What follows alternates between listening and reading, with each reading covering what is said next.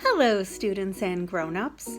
Today we are going to do another crayon activity and we're going to color with control.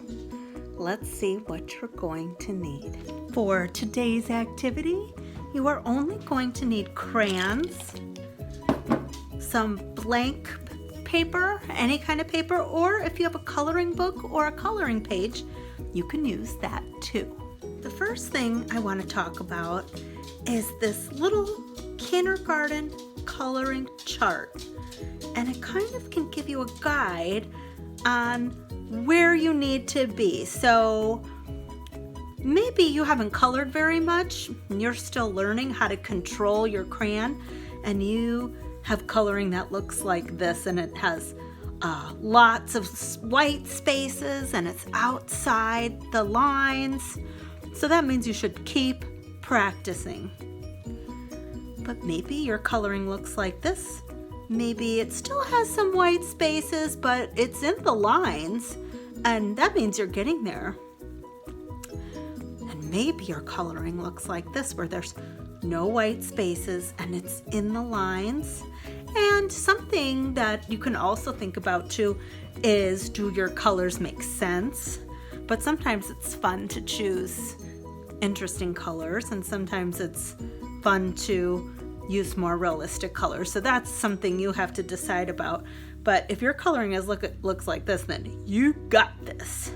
So keep this in mind when you're coloring and you're learning to control your crayons.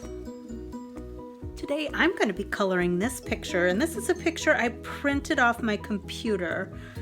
And if you're able to do that, that's fine. Or maybe you have a coloring book at home that you can use, and that's fine too. And if you don't have a paper printed or a coloring book, you can draw a picture and then color it in. I'm going to color in this picture as neatly as I can, which means I'll probably have to take my time. I cannot rush if I am coloring with control. So I'm going to try to fill all the white spaces, stay in the lines, and use colors that make sense.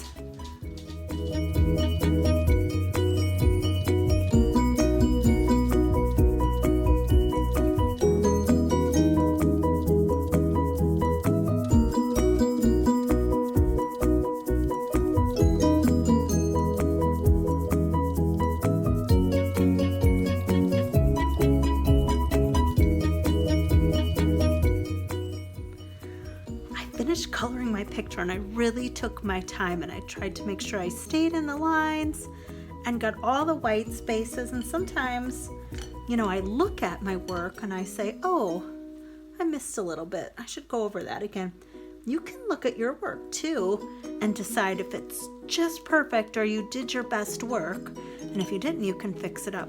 I want to compare this one that I colored very neatly and controlled my crayon with this one where I just did some silly scribbles.